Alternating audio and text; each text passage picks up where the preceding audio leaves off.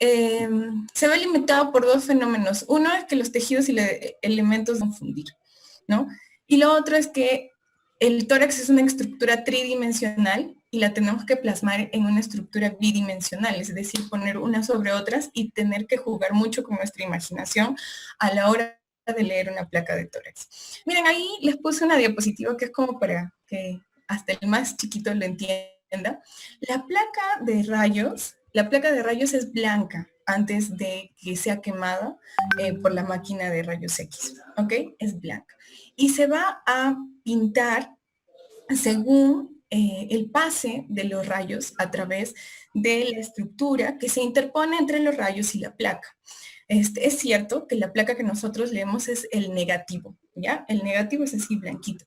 Y antes, bueno, en algunos clínicos ustedes piden, les pueden dar una placa revelada, que es ya donde todo cambia.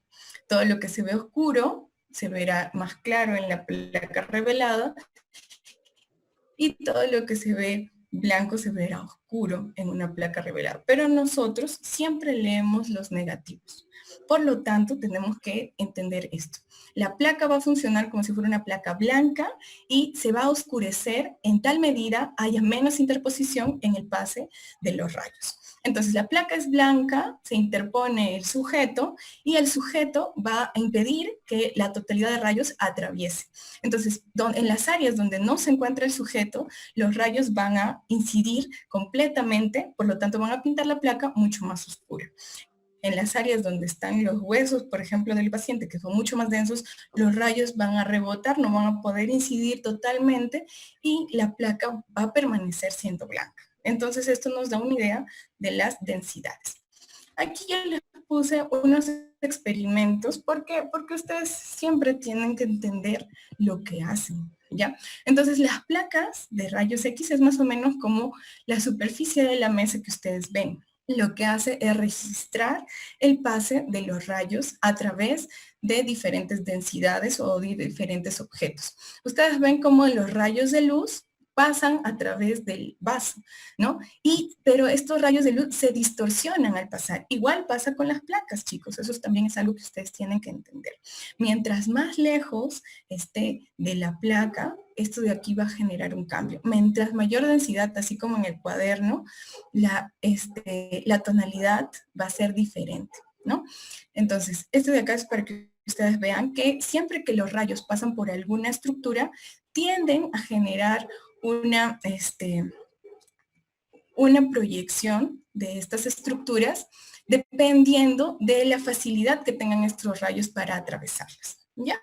Esto de acá es la escala de grises, ¿ya? Que es justamente por las densidades que tienen las estructuras por las cuales atraviesan los rayos, ¿no? Entonces, primero tenemos, por ejemplo, el aire, ¿no? El aire, como el aire no es denso, pasan los rayos libremente y van a generar una densidad muy oscura, entonces va a ser radio opaco, ¿ok?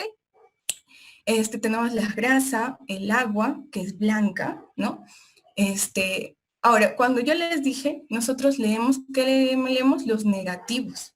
Por lo tanto, todo lo que nosotros veamos claro, vamos a decir al contrario. Por eso las placas de rayos X, nosotros leemos los negativos.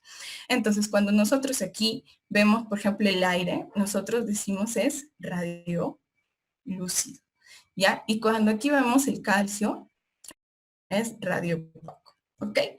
Y aquí tenemos las densidades, igual, ¿no? Tenemos la densidad igual que acá. El calcio, por ejemplo, es la densidad mayor que nosotros tenemos en el cuerpo, por lo tanto va a generar imágenes radio opacas, ¿ya?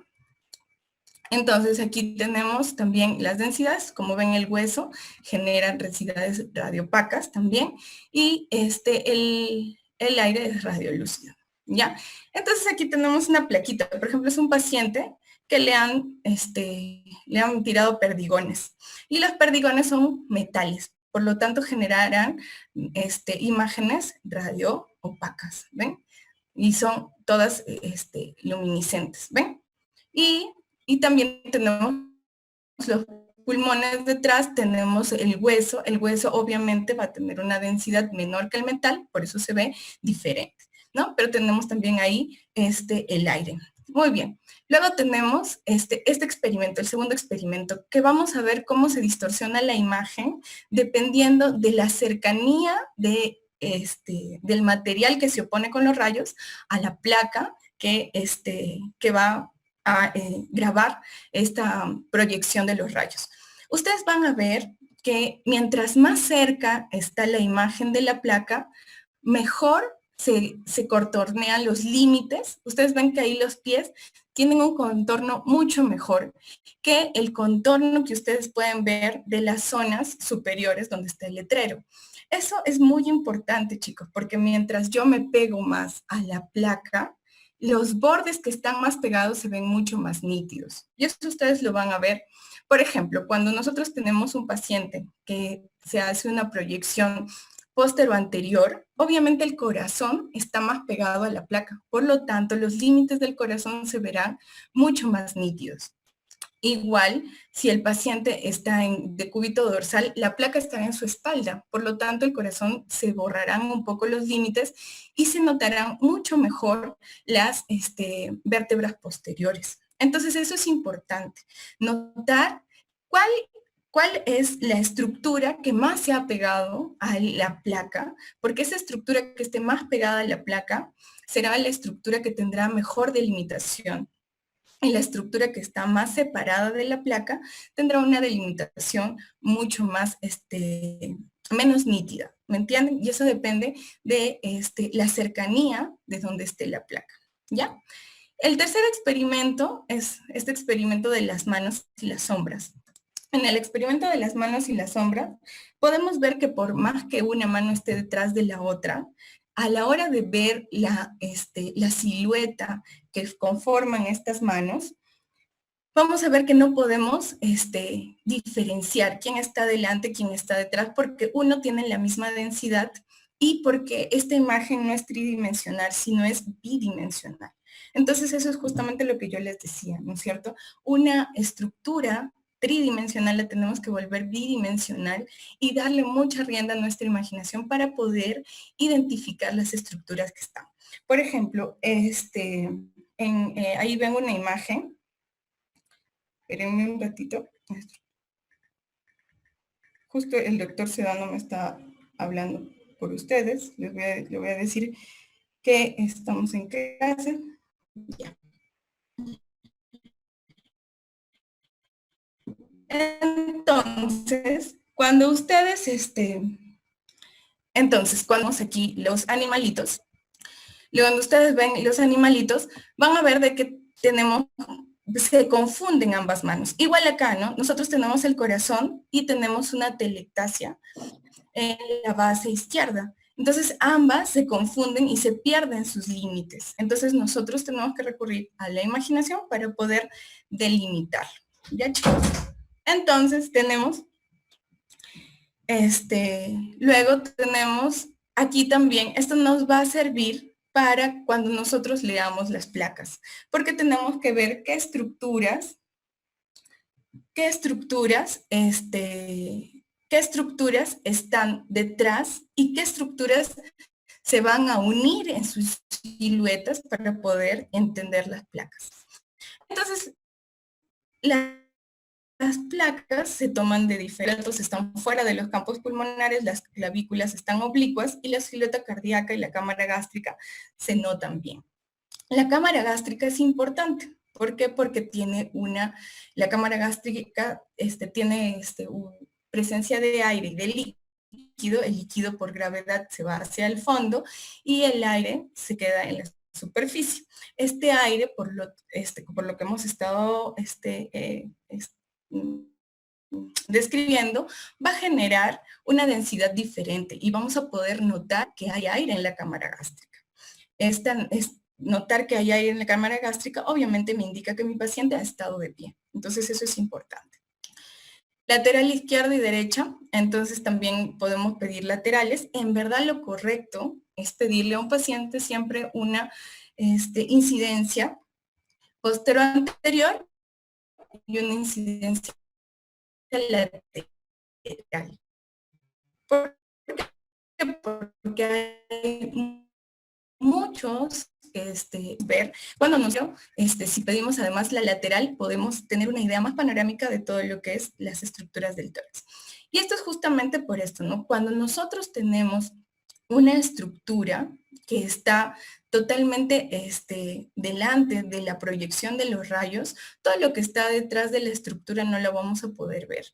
En cambio, cuando nosotros combinamos las proyecciones, podemos tener una idea más ampliada, uno, del grosor de la patología o de la estructura que nos está impidiendo que atraviesen los rayos, ¿no? Como la posibilidad de ver delante y detrás de estas estructuras. ¿Ya? Por eso lo correcto en un paciente siempre es solicitar una proyección posterior anterior y una proyección lateral. Entonces, luego lo otro que tenemos aquí son el contraste de las interfaces. Si todo es de la misma densidad, nosotros no lo vamos a poder diferenciar definitivamente, ¿no? Pero si hay una densidad en medio de otra densidad, sí podríamos diferenciarlo. Eso es lo que pasa, por ejemplo, en un broncograma aéreo, en una condensación. Lo que se condensa son los alvéolos. Entonces se llenan de líquido los alvéolos, pero los bronquios siguen transmitiendo aire, por lo tanto los bronquios están limpios. Entonces eso me permite diferenciar las estructuras, ¿no? Pero, por ejemplo, en un pulmón donde está colapsado o está telectasiado, donde ya, por ejemplo, ya no pasan aire a través de los bronquios, y además de eso, los alvéolos están fibrosados, tanto los bronquios como los alvéolos van a estar llenos de contenido, por lo tanto no voy a poder diferenciarlos. Entonces no hay broncograma aéreo. Entonces eso es importante, ¿ya? Un pulmón normal, un pulmón condensado, un pulmón esto es básicamente neumónico y lo otro es más atelectasia, ¿no? Ya. Luego de ahí tenemos que son importantes a la hora que nosotros leemos las placas, ¿ya? Entonces vamos a ver que tenemos arriba, ¿no? Primero tenemos los vértices pulmonares. Acuérdense que siempre cuando van ustedes a leer una placa, tienen que ver que la placa esté completa. No puede haber una placa que esté bien tomada si no tenemos los vértices y toda la amplitud de los ángulos costofrénicos. ¿Ya? Eso es muy importante. Entonces tenemos los vértices ahí, ¿no? Después tenemos la vena cava, el corazón, el pulmón derecho, el pulmón izquierdo. Siempre ustedes acuérdense que lo normal es que se rotule el nombre del paciente a la derecha del paciente. Entonces, a la hora de poner la placa, acuérdense siempre que a la derecha debe estar el nombre del paciente. Es importante que ustedes vean los nombres de los pacientes antes de leer una placa. Nosotros no leemos placas de gente que no existe, eso no es lo ideal. Lo ideal es leer una placa de un paciente que tiene una patología y correlacionar nuestra placa con nuestro paciente. Eso es lo ideal, ¿no? Y así vamos a poder tratar de identificar las estructuras que nosotros vayamos viendo según la clínica también que tiene nuestro paciente. Vemos la tráquea, la fisura horizontal, el atrio derecho. Acuérdense que la aurícula derecha es casi toda la parte derecha de la silueta cardíaca, que eso es importante, ¿no? Y vamos a ver la vena cava inferior, la fisura oblicua, el diafragma, la tráquea, todo lo que ustedes ven ahí es importante que ustedes lo identifiquen. Primero, para leer una placa, siempre nosotros tenemos que tener criterios de calidad. ¿Hay alguien que tenga hasta ahí alguna pregunta? Chicos, ¿alguna pregunta hasta ahí? ¿Ninguna pregunta? Ya. No, doctora. Ya, ok. Ok, ya. Entonces, vamos a ver aquí. La técnica es importante. Cuando nosotros vamos a tener los criterios de calidad, vamos a tener que ordenarnos. Aquí les hice una diapositiva chiquita, si no me equivoco. Aquí está. Entonces, para nosotros tener criterios de calidad son estos 4 criterios. Primero la técnica, luego la inspiración, luego el que la placa no esté rotada y luego la penetración de la placa. Son 4 criterios de calidad. ¿Ya? Si nosotros no tenemos en cuenta estos 4 criterios de calidad, no podemos leer una placa. Siempre se da, chicos, de que cuando nosotros estamos en la práctica clínica, se toma conclusiones de placas mal tomadas. Eso nos lleva a un error. ¿Por qué? Porque si yo saco una conclusión de una placa que tiene una mala calidad, yo puedo pensar muchas cosas que no existen. ¿Por qué? Porque se generan artefactos. Ya. Entonces, eso no puede ser. Antes de que yo lea una placa, lo primero que tengo que hacer es correlacionar el nombre del paciente con mi placa. Eso es básico, saber de quién es el paciente. De placa, quién es el paciente, con qué paciente me estoy enfrentando. Eso es lo primero. Lo segundo que tengo que hacer es ver los criterios de calidad. Entonces dijimos que son la técnica. La técnica tiene que ver con la técnica que ha usado el técnico radiólogo a la hora de tomar, es decir, dónde ha posicionado la placa, a cuánta distancia ha puesto los rayos, cuánto voltaje o cuánta intensidad le has dado a los rayos. Todo eso es importante, la técnica de revelado también completa. Como yo les decía, no podemos leer una placa donde no se vean los vértices pulmonares y donde no se lleguen a ver en su totalidad los ángulos costofrénicos. Eso es muy importante. Además de eso, deberíamos ver si es una placa anteroposterior o posterior-anterior. En este caso, se hace la clase basándonos en la placa ideal, que es la placa que es postero-anterior, ¿ya? Entonces, las postero-anteriores, chicos, deben tener las escápulas fuera de los arcos, de los campos pulmonares, para que nos permitan evaluar todo el parénquima pulmonar, ¿ya? Esto depende, como les digo, de la técnica. Como ustedes ven aquí, cuando el técnico radiólogo solicita al paciente que se posicione para hacer una placa póstero anterior, es decir, que los rayos inciden desde la espalda hacia adelante, por eso es póstero anterior, lo que se le pide al paciente es que coloque sus brazos de tal manera que las escápulas estén fuera de los campos pulmonares. Además de eso, se le pide al paciente que esté en inspiración y que mantenga la inspiración para que sea tomada la placa. ¿Ya? Su compañero Tito Señero debería apagar su video, ¿ya? Yo les he hecho preguntas, pero si no, yo estoy viendo cómo se mueven y eso sí puede generar en mí algo de desconcentración. A ver si le aviso. Ya, entonces en lo que es técnica, como les decía, primero debemos ver que la placa es completa. Lo otro, que las escápulas estén fuera de los campos pulmonares. Hay que tener cuidado con el tipo de proyección. Siempre que vamos a leer una placa, debemos decir qué tipo de placa es, ¿no? Es una placa, por ejemplo, postero anterior, en un paciente que se puede poner de pie, le deberían tomar una placa postero anterior. Es un paciente que está postrado y no se puede colocar de pie, será una placa anteroposterior, donde la placa la pondrán en la cama y los rayos incidirán de adelante hacia atrás, anteroposterior.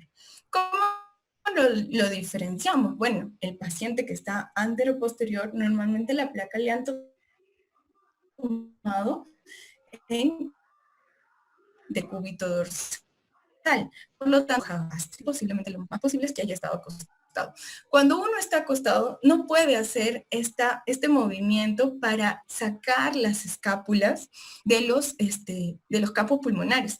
Por lo tanto, se ven las escápulas dentro de los campos pulmonares. Esto también nos indica que la proyección ha sido anteroposterior. ¿Sí me dejo entender? ¿Hasta ahí alguna pregunta sobre la técnica? Ya. Luego, entonces, aquí vamos a ver que es importante identificar la proyección de nuestra radiografía de tórax. ¿Y por qué es importante identificarlo? ¿Por qué? Porque hay mucha variación. Cuando el paciente está de decúbito dorsal, obviamente todas las estructuras por gravedad van a tender a aplanarse. Y este aplanamiento que se da por la gravedad nos hace dar las ideas de una magnificación de los órganos. Por ejemplo, podemos cometer errores de identificar una cardiomegalia cuando uso una placa que es anteroposterior que no me permite identificar adecuadamente una silueta cardíaca. Ustedes ven también aquí, quiero que vean la imagen. Por aquí voy a poner el puntero. Ok. Ustedes aquí ven la imagen. Aquí vamos a ver que las escápulas se notan claramente. Y como les expliqué en el experimento número 2, mientras más pegada esté una estructura a la placa, mucho más delimitados o mucho más nítidos van a ser sus límites. Ustedes ven aquí que las escápulas se ven claramente. Eso quiere decir de que estas escápulas han estado pegadas a la placa, diferente con el borde de la silueta cardíaca que pierde su nitidez porque está un poco más alejada que las escápulas. Entonces, esto me permite identificar que esta placa es una proyección anteroposterior. ¿Sí me dejo entender? Entonces, como es una proyección anteroposterior, no me podría servir para tener una idea clara de el tamaño de las estructuras. A este mismo paciente luego lo pongo en una posición de bipedestación y le tomamos una placa póstero-anterior.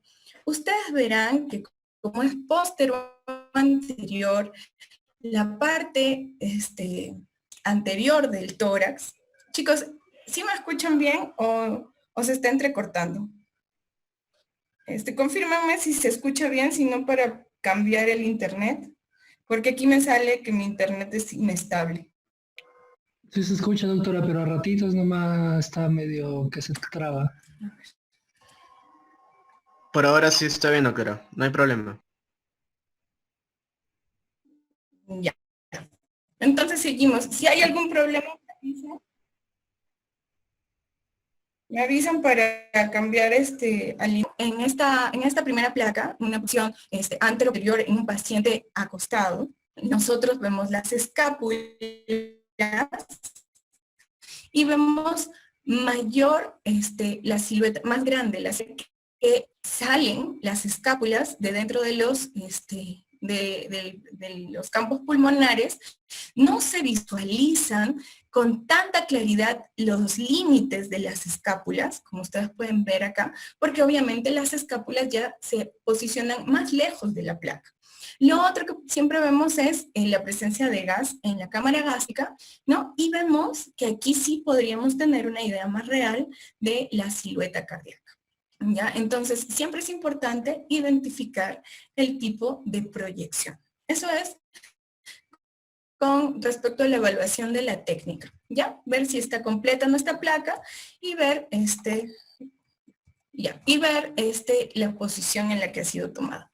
Lo otro es, el segundo criterio de calidad, aparte de la técnica, es la inspiración, ¿no? Cuando el paciente está lúcido, yo le pido una placa, lo ideal es que se le pida al paciente que inspire y que mantenga la respiración, o sea, mantenga su inspiración algunos segundos mientras que se proyecte el rayo. Entonces, vamos a ver que si un paciente ha inspirado adecuadamente, vamos a poder ver los arcos posteriores hasta más o menos el 10º arco posterior y los arcos anteriores hasta el 6º, 7º arco anterior.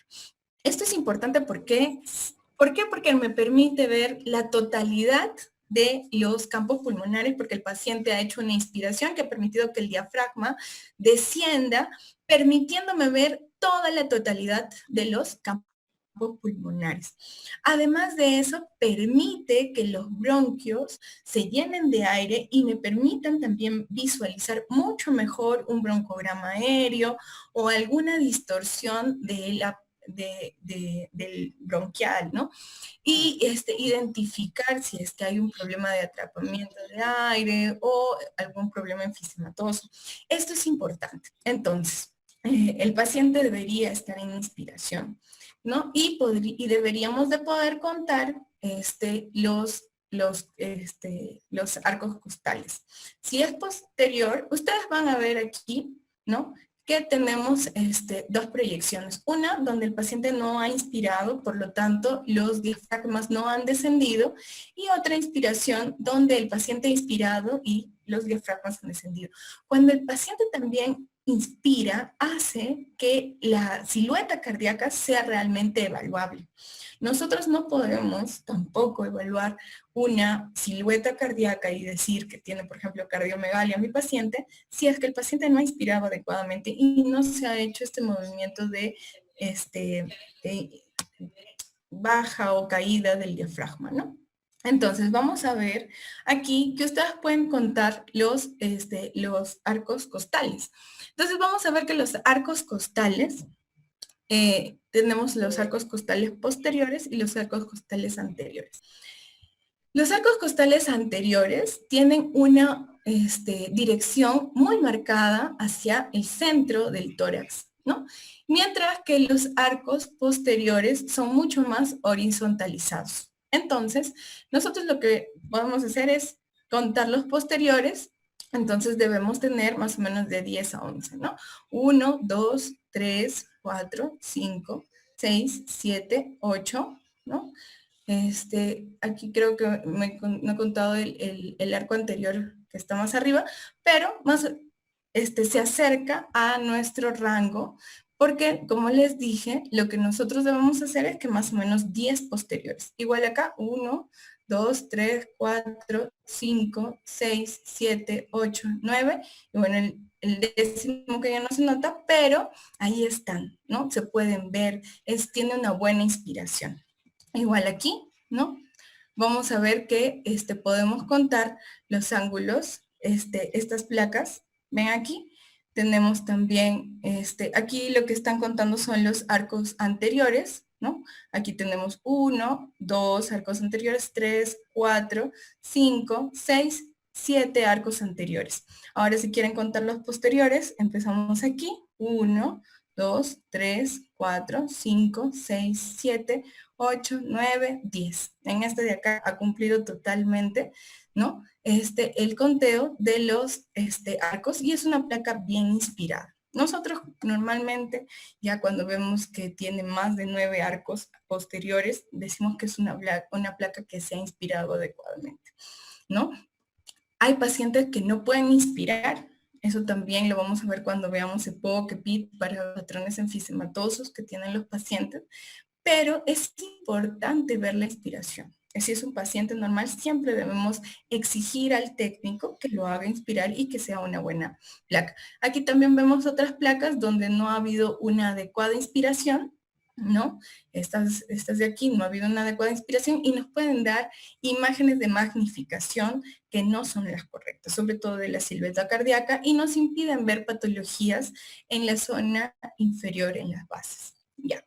Aquí también tenemos una placa con buena inspiración y una placa con mala inspiración o mala técnica de inspiración.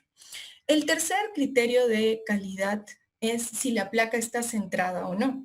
Entonces, como yo les decía en el experimento para ver cómo cambia la nitidez de las estructuras según la cercanía o la distancia, igual es cuando nosotros estamos en una placa rotados. Vamos a ver de que mientras más lejos estemos, va a ser más grande la estructura.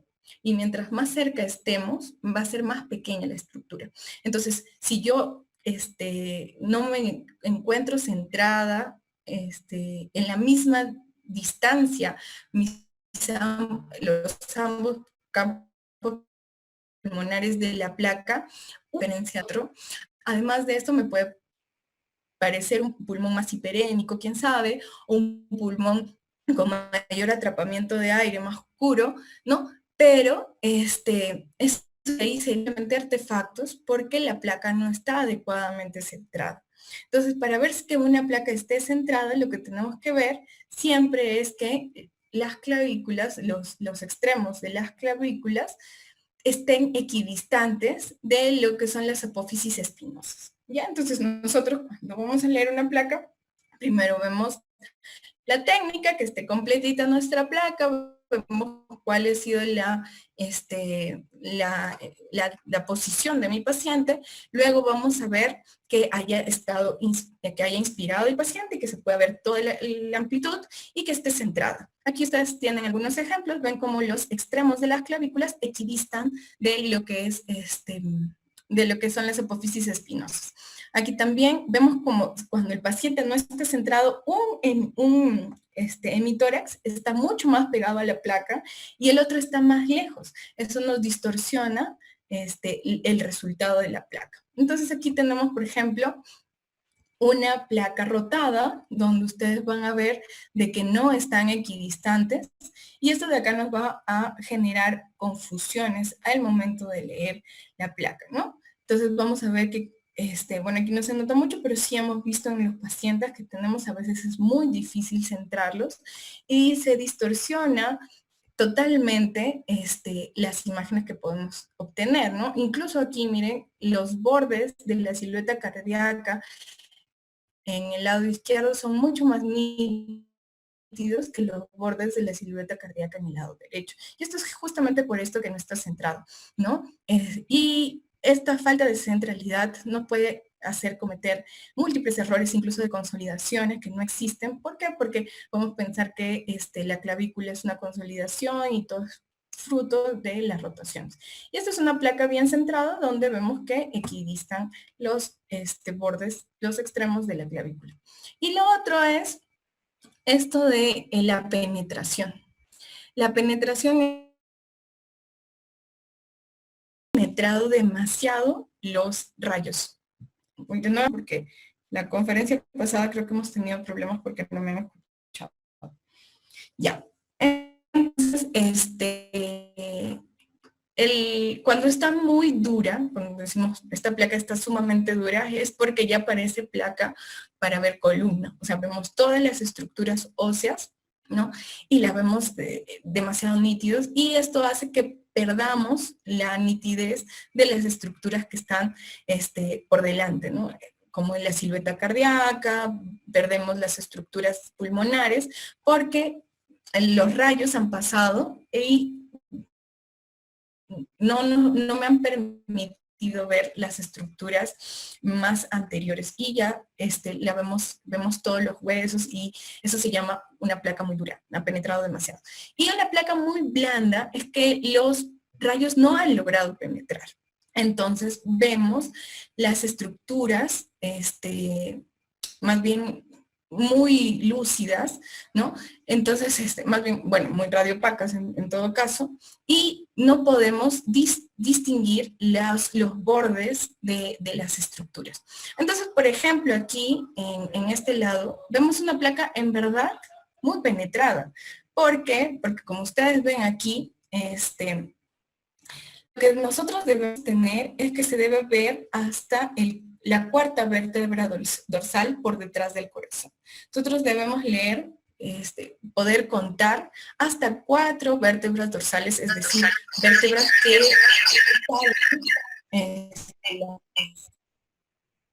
chicos, apaguen su audio porque los estoy escuchando. Ya. En dorsales son aquellas de las cuales salen las costillas. Entonces nosotros vamos a ver 4 de estas vértebras por detrás del corazón. Si no podemos ver ni una vértebra por detrás del corazón, eso es de que la placa está muy blanda. Y si podemos ver todas las vértebras por detrás del corazón, eso es de que es una placa muy dura. Lo otro es que debemos ver la tráquea hasta su bifurcación, pero lo normal es que hasta ahí podamos ver y ya no veamos el recorrido de los bronquios. Cuando ya logramos ver todo el recorrido de ambos bronquios es porque es una placa que ha sido demasiado penetrada.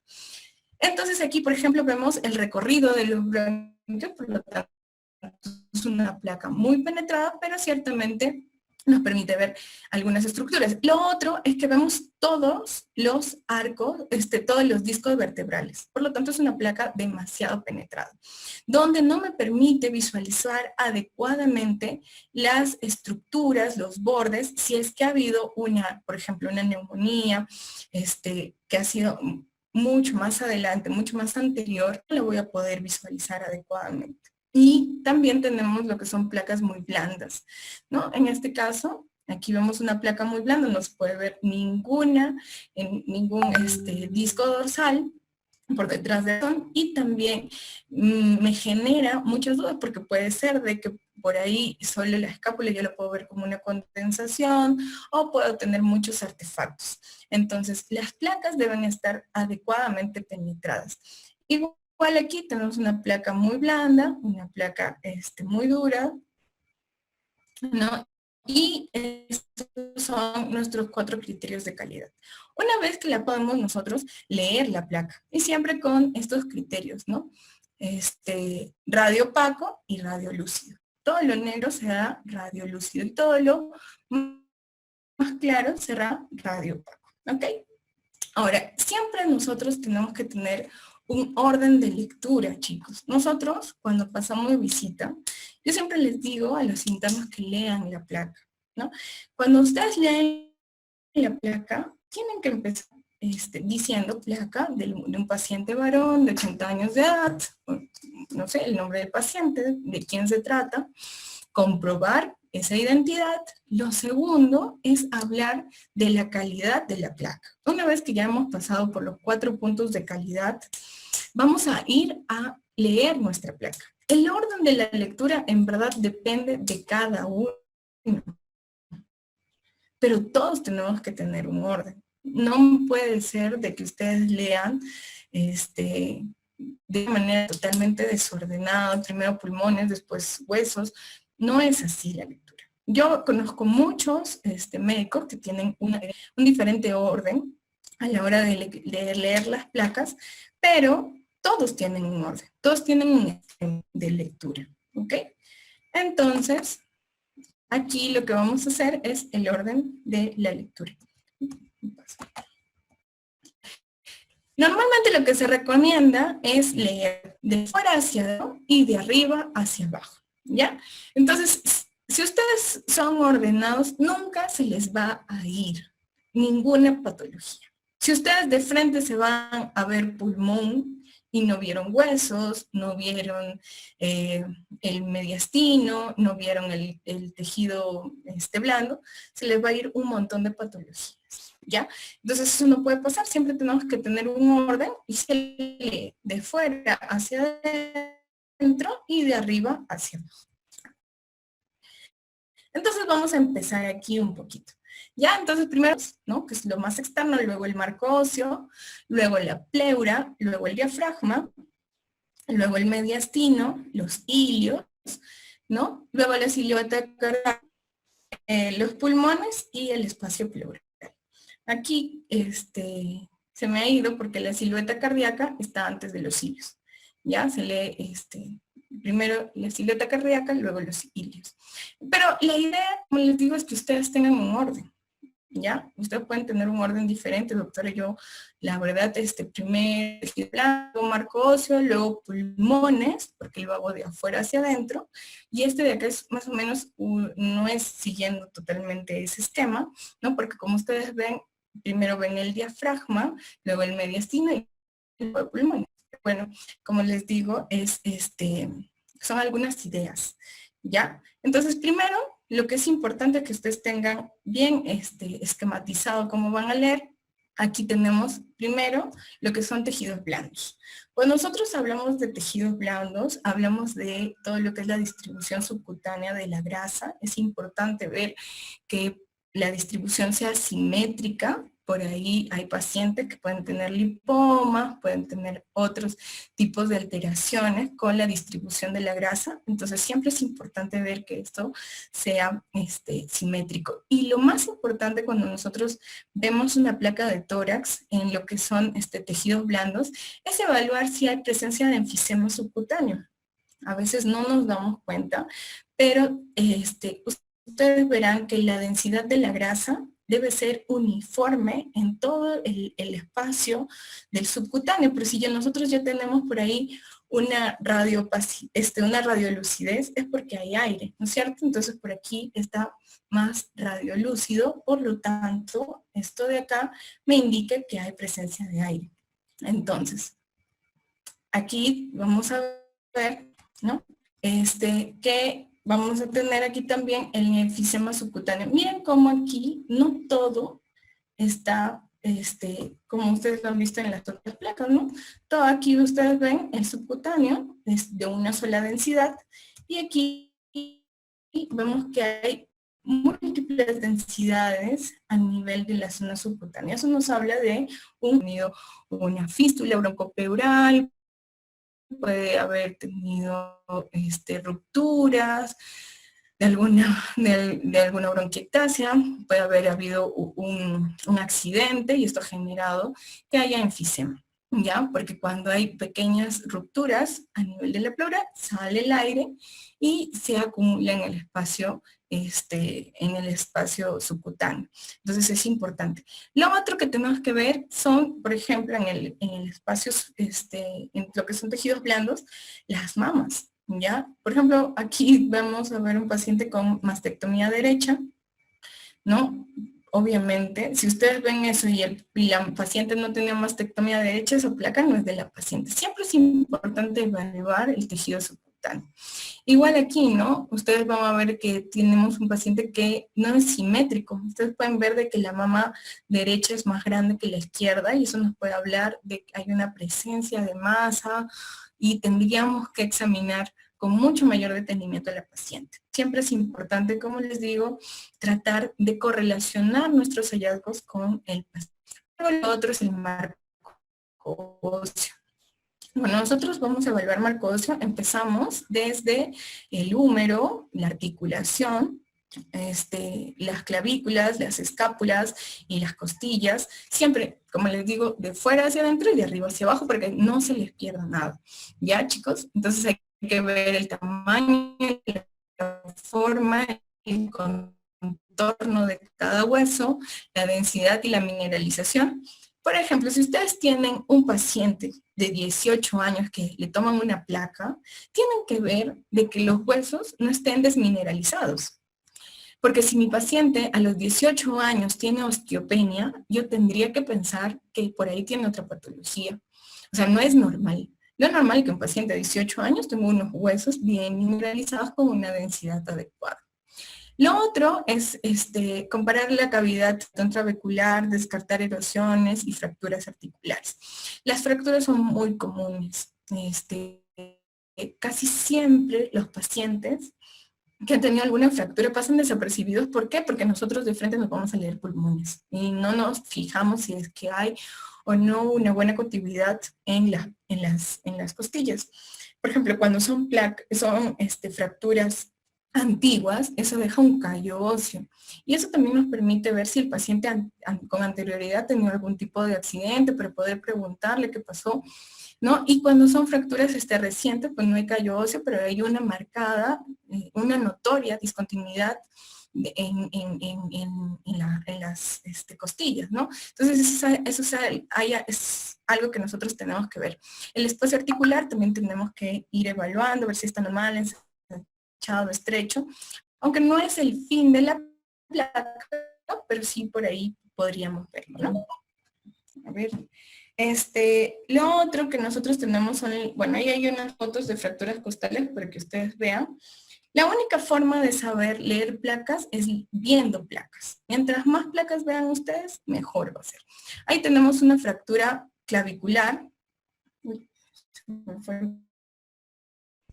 Ya. Tenemos una fractura clavicular. Aquí. Ya, por aquí tenemos una fractura a nivel de la clavícula, ¿no? Aquí también tenemos una fractura, aquí tenemos también una fractura donde ha perdido totalmente, ¿no? La dirección con fractura. Igual aquí tenemos una fractura reciente, miren ahí en la estructura. Lo otro,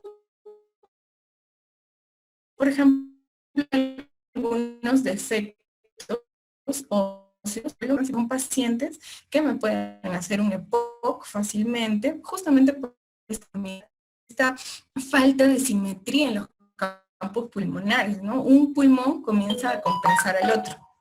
Entonces esto es importante que nosotros podamos observar cuando estamos analizando lo que son las placas. Lo otro que nosotros siempre tenemos que entrenarnos en ver es cuando nosotros veamos huesos, algunas lesiones a nivel del hueso, ¿no? Por ejemplo, hay lesiones líticas, lesiones mixtas, ¿no? Y cuando son radiolúcidas, como en este caso, ¿no? Ustedes ven aquí de que es más oscuro, eso se llama lesiones líticas, ¿no?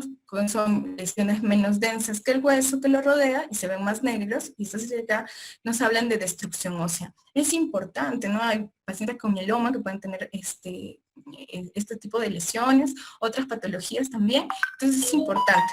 Lo otro que nosotros tenemos que ver son las lesiones plásticas, que son radiodensas, ¿no?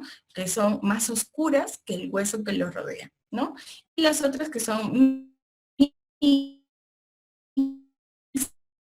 cuando tenemos lesiones líticas y blásticas, y es importante cuando nosotros tomamos una placa. Siempre estar viendo también de pasada, no es la indicación exacta, pero no puedo dejar de ver este tipo de lesiones, tipos de lesiones óseas, las gráficas, las apolilladas, las permeativas, ¿no?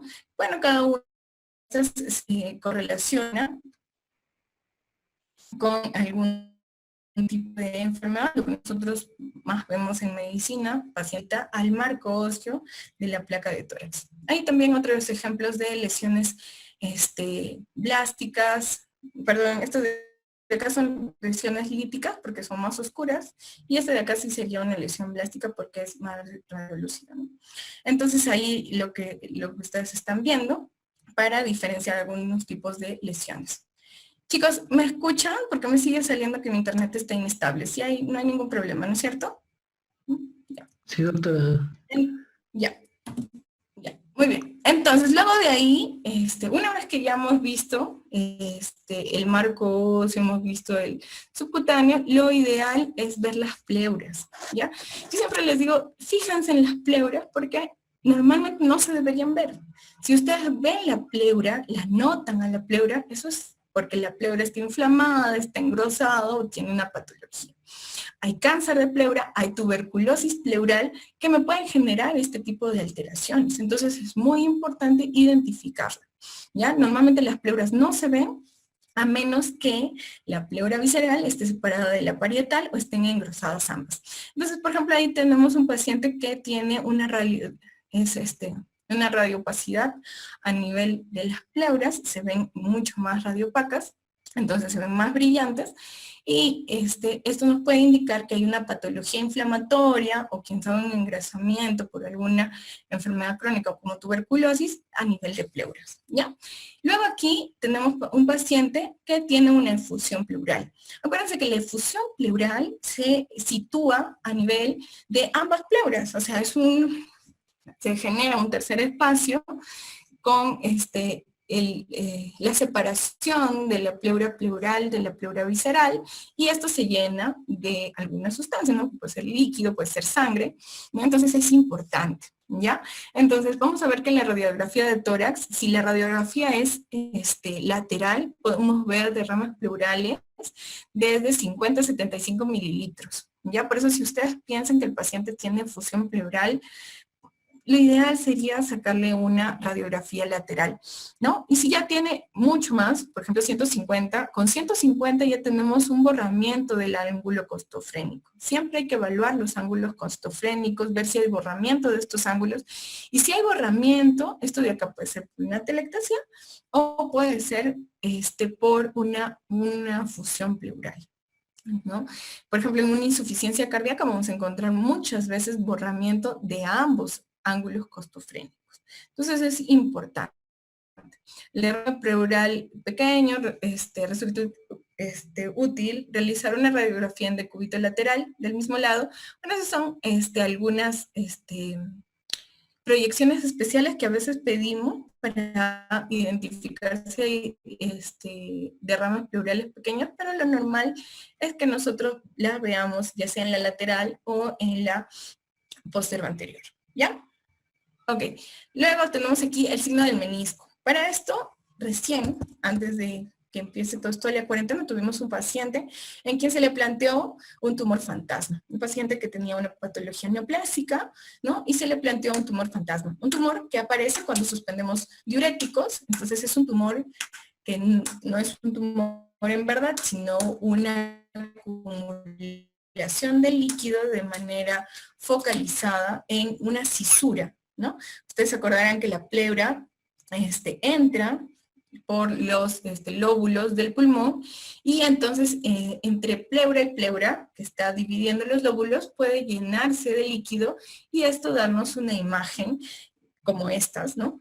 Pero cuando yo le doy diurético al paciente, desaparece. ¿Por qué? Porque baja el líquido y desaparece. Nuevamente el paciente se queda sin diurético, nuevamente aparece.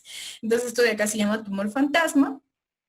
También deberíamos pensar en una patología neoplásica cuando hay estos tipos de tumor fantasma, no son tan frecuentes, ¿no? Ustedes ya pueden revisar también causas de tumor fantasma, pero esto era para que ustedes vean que también puede haber efusión pleural, no solo entre la pleura parietal y la visceral a nivel de los ángulos, ¿no? Que luego puede llenarse más, sino también puede haber derrames localizados, ¿ya? Luego tenemos que evaluar, ya vimos la pleura, ¿no? Los ángulos costofrénicos, y lo importante también aquí es evaluar el diafragma.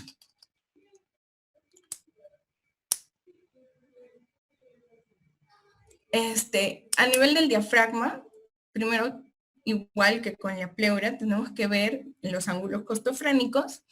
También tenemos que ver que el hemidiafragma derecho está un poquito más alto que el izquierdo, pero si el paciente se tienden a igualar, ¿ya? Si el paciente no ha inspirado bien, vamos a notar que esto es mucho más marcado, ¿no? Y el hemidiafragma izquierdo está arriba de la cámara gástrica y por ahí podemos ver el aire que tiene la cámara gástrica. Ahora a la hora de evaluar los diafragmas, bueno, podríamos evaluar la presencia de neumoperitoneo. Esto es importante, un paciente que ha tenido algún accidente puede tener neumoperitoneo, ¿no? Entonces el aire, ¿no? Puede haber fugado, así como hay enfisema subcutáneo, también puede haber neumoperitoneo, y situarse por debajo del diafragma, ¿no? Entonces esto es algo que hay que notar. La hernia de Busch de 19 años con hernia de Busch-Lalek. Me acuerdo muy bien porque nadie la quería operar. Cuando había llegado a la emergencia, había llegado por descartar pancreatitis, ¿no? Tenía dificultad respiratoria, así que le tomamos una radiografía de tórax y encontramos una hernia de Busch-Lalek, una elevación del hemidiafragma derecho, ¿no? Y entre el hígado y el diafragma, la presencia de una asa intestinal. Hay muchos pacientes que pueden vivir así mucho tiempo y son asintomáticos, pero tienen un alto riesgo, ¿no? Porque esto de acá sube por la hernia diafragmática, sube hasta el pulmón y luego de ahí, por ejemplo, por una ulceración, puede reventar y puede generar la contaminación. El doctor Álvarez de neurología, me acuerdo siempre que decía que cómo le habíamos dejado morir a una señorita de 19 años con un diagnóstico ya planteado. Lamentablemente la cirugía era compleja, no se pudo lograr hacer. La asa gástrica, la asa intestinal se perforó y se perforó ya en el tórax derecho y falleció la paciente inmediatamente. Entonces aquí tenemos lo que es, ya una vez que hemos evaluado todo lo que es diafragma, pasamos a evaluar mediastino. El mediastino es todo lo que no sean pulmones en el tórax, es mediastino. ¿no? Tenemos mediastino anterior, mediastino medio, mediastino posterior, también hablamos de mediastino. Tienen que acordarse que el mediastino está conformado no solo por el corazón, sino también por todas las estructuras de los vasos que llegan o que salen del corazón, y por ahí algunos órganos como el timo en los niños y la tiroides en los adultos, ¿no? Entonces es importante identificar esas estructuras cuando nosotros hablamos de mediastino. Entonces tenemos el tronco venoso brachiocefálico derecho, la vena cava superior, la aorta descendente, la aurícula derecha, la vena cava inferior. Todas estas estructuras las podemos identificar aquí, ¿no? La vena cava inferior, ¿no? Los troncos brachiocefálicos derecho e izquierdo, ¿no? En el borde izquierdo tenemos la arteria subclavia izquierda, el botón aórtico. El botón aórtico es importante porque, por ejemplo, las calcificaciones a nivel del botón aórtico son comunes en los pacientes añosos, ¿no? Pero encontrar calcificaciones del botón aórtico en un paciente joven, como que no van, ¿no? Entonces, esas cositas podríamos ir identificándolas. Luego del botón aórtico, el tronco de la arteria pulmonar, es importante ver siempre esta concavidad, ¿no? Ustedes ven que aquí está el tronco de el botón aórtico, y luego hay una concavidad. Entonces esta concavidad debe estar siempre presente. Cuando se convierte en convexidad, deberíamos pensar de que hay un reforzamiento a nivel de la pulmonar, un crecimiento de la pulmonar, que nos habla de una hipertensión pulmonar también. La orejuela izquierda, ¿no? Y el ventrículo izquierdo. Casi todo lo que nosotros vemos ahí, ¿no? Es el ventrículo izquierdo que está echado, aquí está la base, y es básicamente lo que más se muestra en una radiografía. También deberíamos ver cuando nosotros estamos evaluando el mediastino, la tráquea, ¿no? Debemos ver que la tráquea esté centrada y que no esté desplazada a un lado o al otro, ¿no? Hay muchas veces que la atalitasia jala, ¿no? La presencia de tumores también puede desplazar la tráquea y la desplaza al lado contrario, ¿no? Entonces debemos ver siempre que la tráquea se pueda ver, y vemos hasta la bifurcación de la tráquea. Lo que les comentaba, ¿no? En los signos de hipertensión portal, de hipertensión pulmonar, aquí vemos el botón aórtico y luego una convexidad, ¿no? No la concavidad que debería haber, ¿no? Aquí está, no la concavidad, sino una convexidad. Esta convexidad es por un reforzamiento de la pulmonar y es un signo de hipertensión pulmonar. Aquí está el mediastino, tenemos la tráquea y algunas causas de ensanchamiento del mediastino, los aneurismas,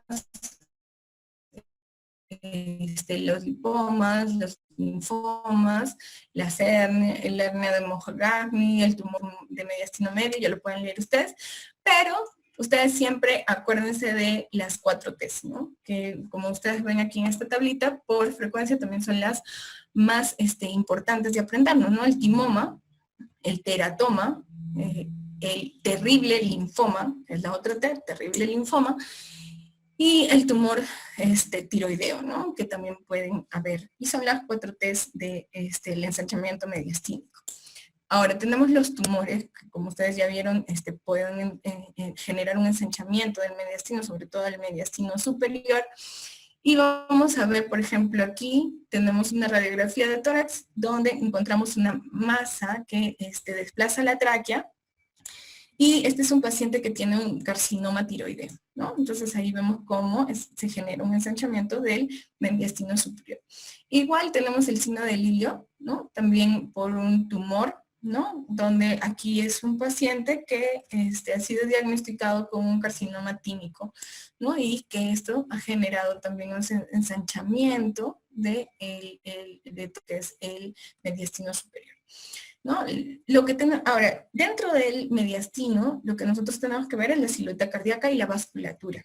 Entonces es importante que ustedes puedan medir el índice cardiotorácico. Como siempre, les vuelvo a mencionar, solo se miden, o sea, hacen estas mediciones o estas precisiones diagnósticas en un paciente que tenga una placa adecuadamente tomada. Ustedes no pueden hacer una conclusión si no tienen una placa, una técnica adecuada, ¿no? Si el paciente está postrado, bueno, le tendré que hacer ecocardio para ver si tiene cardiomegalia, ¿no? Igual la sensibilidad no es al 100% en una radiografía, igual que un EKG me permite para tener una idea del paciente. Y luego se tendrá que complementar con algunas técnicas mucho más precisas. Entonces, para medir el índice cardiotorácico, lo que yo hago es, hago una línea imaginaria en el centro, ¿no? Siguiendo las apófisis espinosas, y luego de ahí busco el punto más largo hacia la derecha, el punto más distante de la silueta cardíaca hacia la izquierda, y luego de ahí también mido la dimensión total de lo que es la base del tórax. Y hago la división, ¿no? A más B sobre C. Y dependiendo de lo que me salga mi índice, podría yo hablar del tipo de cardiomegalia. Nosotros en Cajamarca, los pacientes que tenemos, normalmente tienen cardiomegalia, la hipoxemia crónica, y pueden ver muchas placas muy bien tomadas donde tenemos índices cardiotorácicos bastante ampliados, ¿no? Menos de 0.5 es lo normal, y luego de ahí hay grados de cardiomegalia según el resultado que ustedes tengan del índice cardiotorácico. Entonces, la vasculatura, siempre hay que evaluar el calibre de la vasculatura, la distribución y los patrones de distribución de la vasculatura, ¿no? Las líneas que llegan hasta la periferia, normalmente tienen que llegar hasta la periferia. Cuando ustedes ven que no llega hasta la periferia, tienen que pensar en que el paciente tiene un neumotórax. ¿Por qué? Porque la vasculatura debe llegar hasta la periferia y se corta y ustedes ya ven una imagen totalmente uniforme, sin presencia de vasculatura. Ustedes ya deben pensar de que ahí hay puro aire. Entonces eso es importante.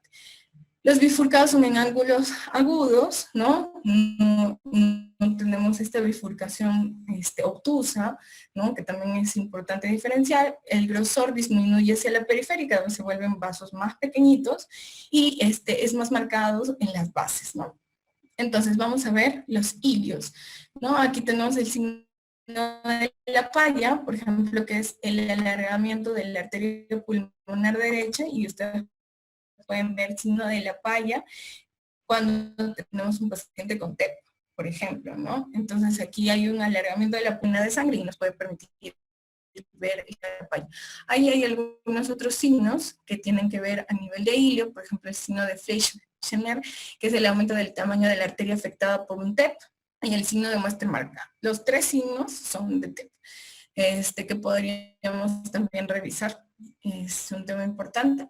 Signo de Westermann, que es la oligoemia. Ustedes ven aquí, este pulmón está mucho más vascularizado que este pulmón, obviamente. Y es porque este pulmón ha tenido un TEP, ¿no? Entonces, en el pulmón afectado, ¿no? Entonces, eso también nos puede ayudar a pensar de que hay una patología que está haciendo que la distribución sanguínea en los pulmones sea asimétrica, ¿no? Como un TEP. Signos de especial importancia, el aumento unilateral, por ejemplo, tenemos hipervascularizadas, entonces esto también nos puede hacer pensar en esas patologías. El borramiento, ¿no? Por ejemplo, cuando vemos borrados los cilios, pues por falla cardíaca. El desplazamiento por las atelectasias acciona y se tracciona con todo hilio, ¿no? Y la disminución cuando aquí dice mala técnica radiográfica es justamente cuando no está centrado, nosotros no podemos ver bien cómo están los cilios porque vemos uno más grande, el otro más pequeño y no podemos diferenciar adecuadamente. Y la disminución del tamaño, ¿no? La disminución del tamaño por cardiopatías congénitas, hipoplasias u otras. Entonces, una vez que ya hemos visto la silueta cardíaca, ya hemos visto los huesos, hemos visto el plano subcutáneo y todo lo demás, entramos a evaluar lo que son los pulmones. En pulmón ustedes tienen que saber que pueden hablar de muchos patrones, pero básicamente lo que nosotros mejor conocemos son los patrones alveolares, el patrón intersticial, el patrón destructivo, reticular, que muchos le llaman, patrón mixto, donde encontramos varios de estos patrones, ¿no? La telectasia y el pulmón hiperclaro, el enfisematoso, ¿no? Entonces, según esto, nosotros vamos a poder identificar las patologías de nuestro paciente pacientes y correlacionarlos con su clínica, ¿no? Nosotros tenemos el patrón alveolar, sobre todo cuando es neumonía, si está localizado, y difuso como en edema agudo de pulmón, ¿no? Que tiene varias causas, ¿no? El patrón intersticial puede ser lineal, reticular, micronodular, nodular, ¿no? Masas, cuando hablamos de masas, ¿no? Algunos le ponen 6 centímetros, algunos solo 3, hablamos de nódulos menos de 3 y masas más de 3 centímetros. Vidrio deslustrado, que también es un patrón intersticial, y el patrón destructivo, ¿no? Que son cavidades ya gruesas como abscesos, ¿no? O si es que tiene la pared gruesa o paredes finas como la histiocytosis, los bulas, las enfisemas, las bronquiectasias demasiado dilatadas, ¿no? Que generan bulas, eso de ahí ya me habla de un patrón más destructivo, ¿no? Luego tenemos patrones mixtos, la atelectasia, ¿no? Que ustedes también ya lo vamos a ver, y los pulmones hiperclaros o enfisematosos que tienen atrapamiento de aire, ¿no? Entonces, siempre debemos también, a la hora de evaluar el pulmón, ir de lo general a lo particular. O sea, primero ver cómo está todo el campo pulmonar y luego a ciertas particularidades que nosotros vayamos viendo. Conocer la localización básica, los aumentos de densidades, la diferencia entre masas, la disminución de densidades y otras lesiones anormales. Siempre es importante que ustedes digan, bueno, en el lóbulo superior, lóbulo medio, lóbulo inferior,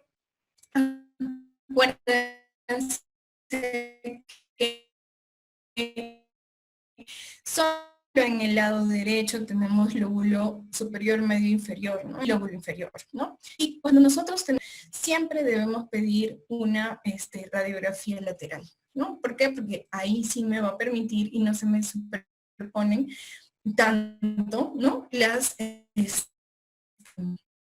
estructuras. Obviamente, si yo estoy pensando de que tengo una neumonía en el lóbulo inferior, izquierdo, la proyección también la debo hacer pensando en que salga más nítido justamente ese lóbulo. Entonces ese lóbulo lo voy a pegar a la placa y el otro pues será la que vaya hacia los rayos. Por lo tanto pediré que le tomen la placa de derecha a izquierda, ¿ya? Entonces aquí también tenemos todo lo que son las sombras de relleno alveolar, ¿no? Cuando nosotros hablamos de sombras de relleno alveolar, tenemos lo que son la consolidación, el patrón intersticial, las atelectasias, las masas y los nódulos. Como ustedes ven, ahí las masas siempre son más grandes. Lo que nosotros más manejamos son 3 centímetros y los nódulos menores de 3 centímetros, ¿no? La consolidación es importante que ustedes acuérdense siempre. Cuando hablo yo de una consolidación, hablo de que el paciente tiene un broncograma aéreo, ¿no? Esa es la diferencia con otro tipo de patologías que me puedan dar también una imagen radiopaca, ¿no? ¿Por qué? Porque aquí lo que se llena el líquido es por lo tanto los bronquios pero es imposible permanecer y se llenan de aire, entonces eso me da broncograma aéreo. Es cierto que muchas veces hay presencia de secreciones, pero esto normalmente lo vemos estas secreciones en el árbol bronquial más superior, ¿no? Ya cuando hablamos de árbol bronquial más bajo, permanece lleno de aire, pero hay una inflamación que ha llenado de agua los alvéolos y eso lo conocemos como broncograma aéreo, ¿no? Las atelectasias, donde no hay presencia de broncograma aéreo, los patrones intersticiales que me hablan no tanto del alvéolo, sino de la zona extraparenquimal, ¿no? Y los nódulos y las masas. El patrón alveolar, sobre todas las consolidaciones, se deben a un reemplazo de aire por transudado a nivel que es la sombra acinar, que se representa con un compromiso de estructura del acino, ¿no? Independientemente del bronquio, por eso nos da el broncograma aéreo, ¿no? Sí. Se llama condensación. Cuando es localizado, hablamos de una condensación, y eso es lo que pasa, ¿no? En una radiografía de un pulmón normal, tanto los como los bronquios están llenos de aire, por lo tanto no hay diferenciación, pero cuando tenemos una neumonía, los alvéolos se llenan de agua y los bronquios permanecen con aire, y aquí tenemos lo que es una acción a nivel Disculpe, doctora, está cortando, ¿no? ¿Se está cortando? Avísenme porque no, Se está cortando, doctora. A ver, Desde voy hace a 2 tratar de... diapositivas más o... Ya, a ver.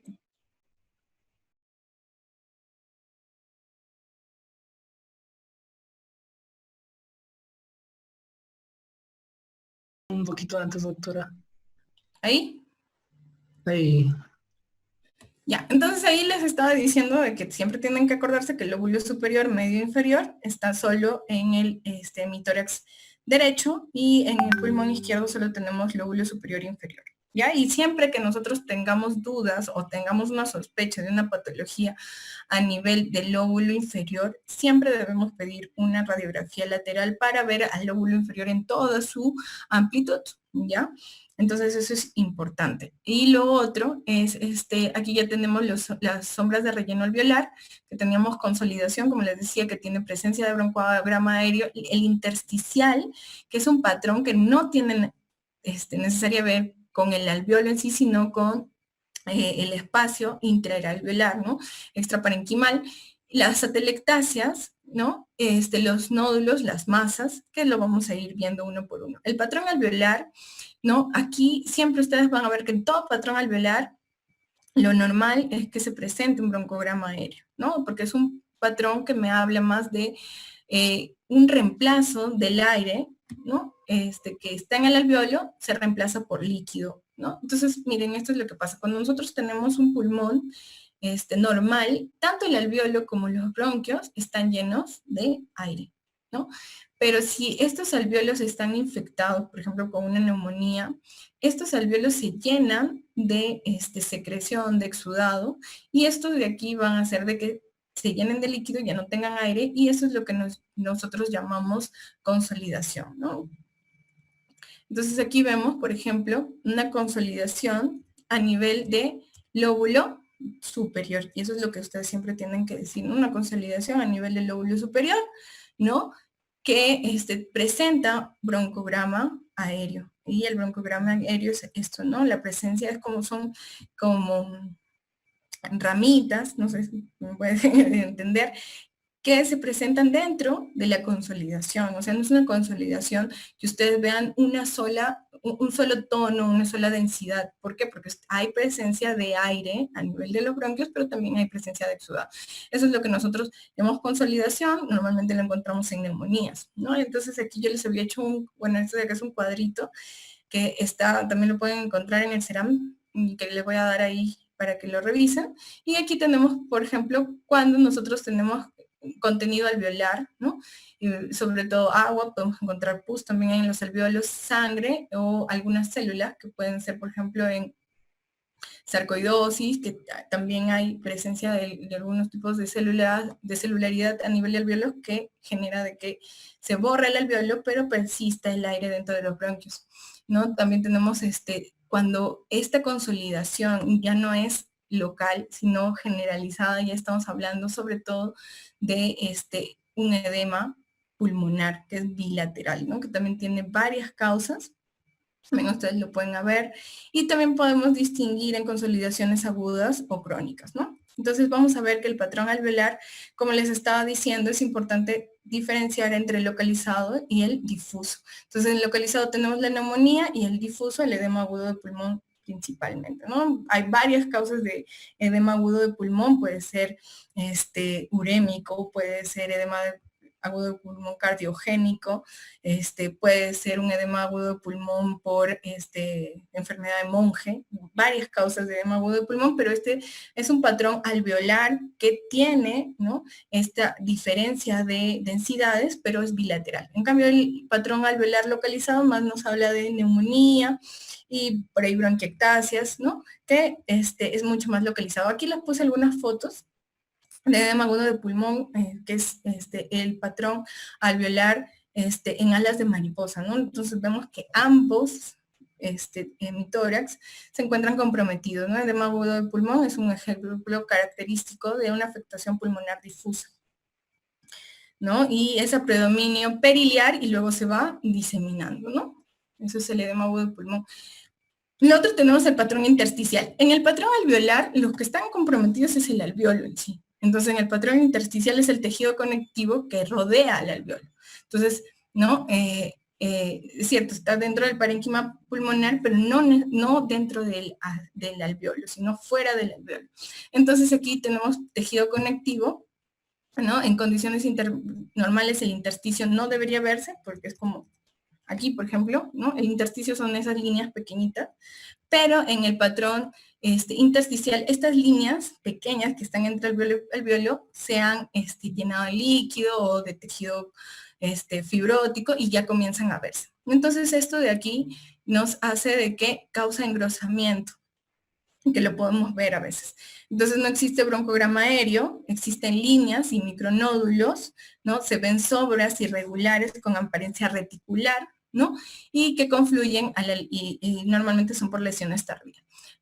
Ahora, cuando nosotros tenemos efusión pleural, por ejemplo, no es un patrón reticular, no es un patrón intersticial, es más, se me ha ido la diapositiva, pero lo había puesto, debería ir en una diapositiva anterior, para que ustedes vean que cuando nosotros tenemos una consolidación como esta, nosotros tenemos broncograma aéreo, no es una consolidación totalmente de una misma densidad, pero aquí cuando nosotros tenemos efusión pleural no hay broncograma aéreo, obviamente porque vamos a ver una sola densidad, ¿ya? Lo otro cosa importante es este signo, ¿no? El signo de la oleada, ¿no? Porque ustedes siempre ven que tiene una tendencia de subir hacia los bordes, ¿no? Una tendencia a olear. Muchas veces nos confundimos, pensamos de que este tipo de fusiones son consolidaciones, pero hay que tratar de buscar broncograma aéreo, con eso nos podemos distinguir, ¿no? Y también la clínica nos ayuda bastante. Ya. La telectasia puede similar también, o puede parecerse a una efusión pleural, porque aquí tampoco hay broncograma aéreo, pero aquí lo que pasa es que hay una insuflación completa. Todo ese pulmón se ha colapsado, es decir, no hay nada de aire, ni en los bronquios, ni en los alveolos. Y tampoco es porque el tejido conectivo se haya engrosado, ¿no? Sino que toda esa parte puede haber un bronquio se ha tapado y eso genera una atelectasia, ¿no? Acuérdense que nosotros siempre a veces encontramos atelectasias iatrogénicas. Cuando nosotros intubamos mal, ¿no? El aire se va solo al pulmón derecho, se atelectasia todo el pulmón izquierdo. La atelectasia no es que los alvéolos se hayan llenado de líquido ni nada, sino que se han quedado sin aire igual los bronquios y todo eso colapsa. Eso es una atelectasia. Las atelectasias también pueden ser localizadas por neumonías más crónicas que generan colapsos a nivel de eso, o por ejemplo tenemos atelectasias como secuelas de tuberculosis, entonces también es importante identificarlo, ¿no?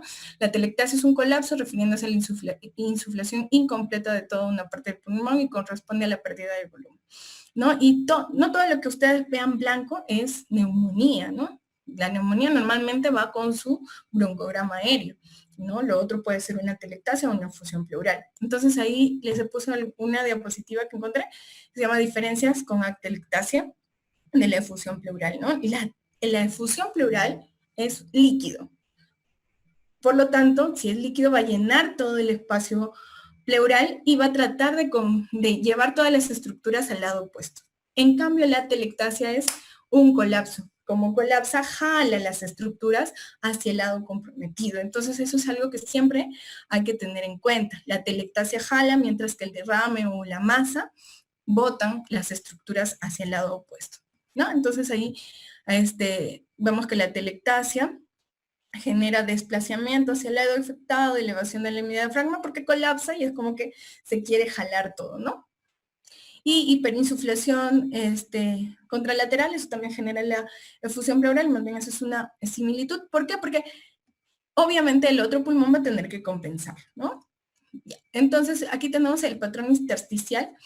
Entonces, cuando nosotros tenemos patrón intersticial, como les estaba diciendo, tiene que ver con el tejido conectivo que está fuera de los alvéolos. Entonces, esto nos da un patrón de enmayado, ¿no? Que nos puede dar un patrón también de líneas. Entonces, por ejemplo, la presencia de líneas de Kerley, ¿no? Que también son engrosamientos de los septos interlobulillares. Por ejemplo, en el edema agudo pulmonar, en la neumoconiosis, que hemos visto mucho, en la insuficiencia cardíaca crónica, genera que la inflamación crónica genere mayor engrosamiento del tejido conectivo perialveolar, ¿no? Entonces también tenemos las líneas A y las líneas B, que ustedes lo pueden revisar también. Por iatrogenia también podemos generar este patrón que es intersticial lineal, ¿no? Ustedes ven como hay unas líneas y son no son los alveolos, sino es el tejido conectivo perialveolar.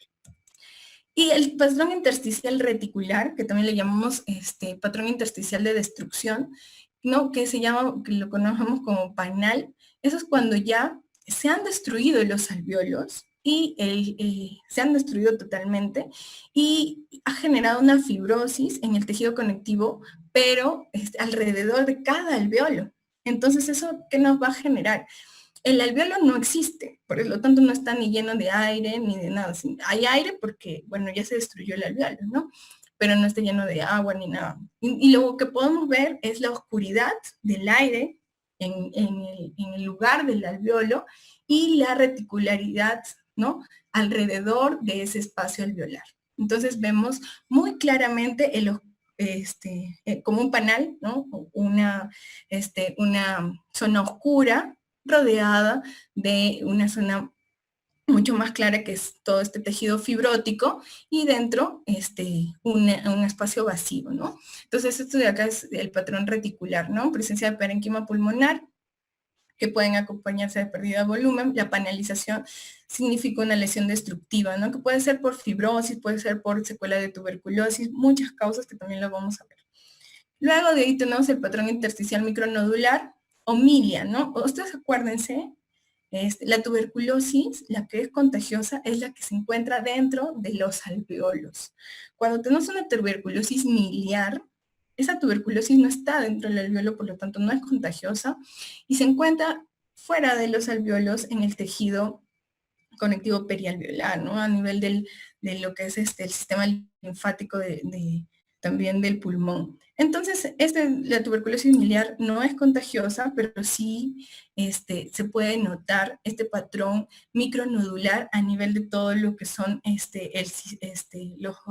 espacio perialveolar, ¿no? Fuera del alveolo.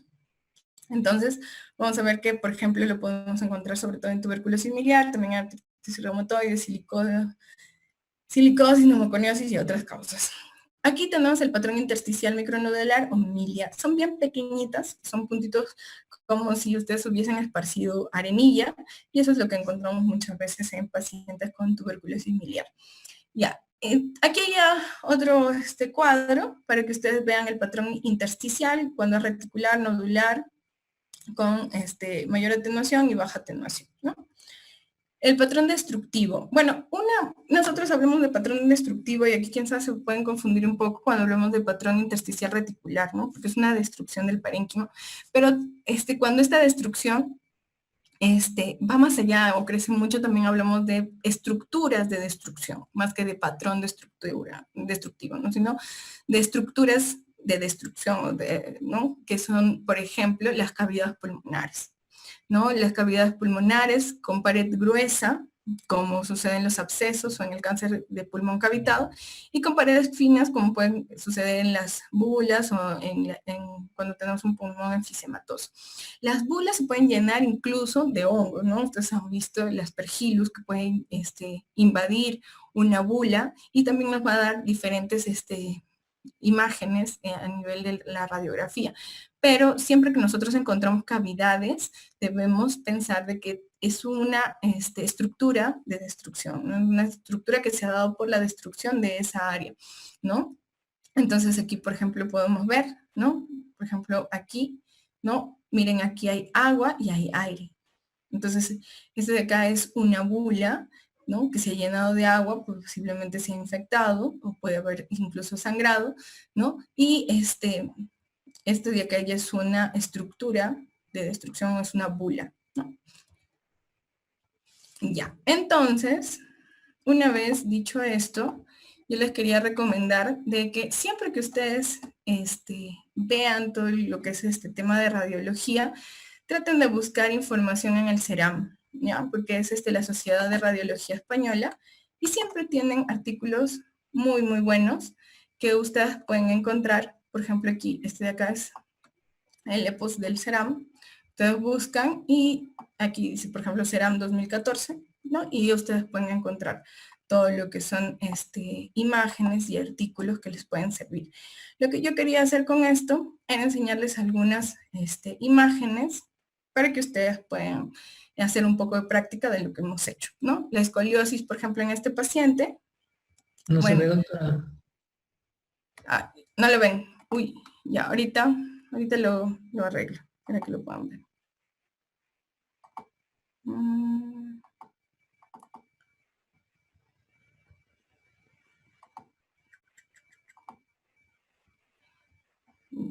¿Ahí me ven?